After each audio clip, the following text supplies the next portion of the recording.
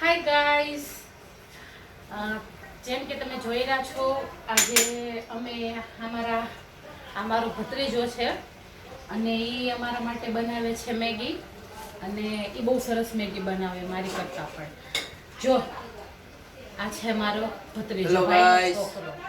મજામાં મેગી બનાવે છે, અમે બધા હમણાં ખાશું. તો વ્લોગ ચાલુ થાય છે 4 વાગ્યાથી, બરાબર છે? તમે બનાવી લેજો આગળ. કેવી મેગી બનાવે છે મને સાદી ગમે. મને બહુ ઓલા શું કહેવાય, વટોણા પછી બટાકા કાંદા એવું બધું નાખે નહીં, ન ગમે.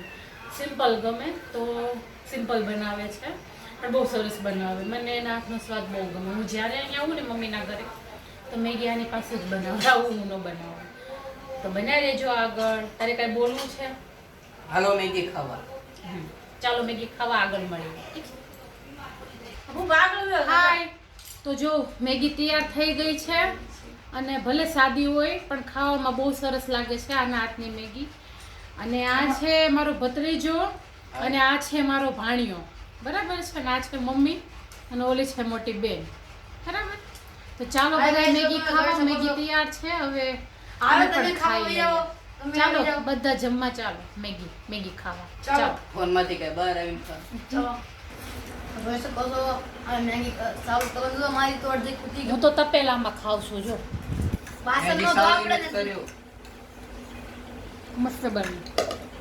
મેં બનાવી. આ મારા માસી બહુ સાલાક છે. વાસ ખાલી ખાલી બોલો. એક ડીશ ધોઈ મને જોર પડે, એક ડીશ એટલે હું ધોઈને? ડાયરેક્ટ આમ જ ખાઉં છું. એક ડીશ ધોઈ પડે તો મારી માસીને બહુ જોર પડે તો શું કહેવાય તપેલામાં ખાઈ લે.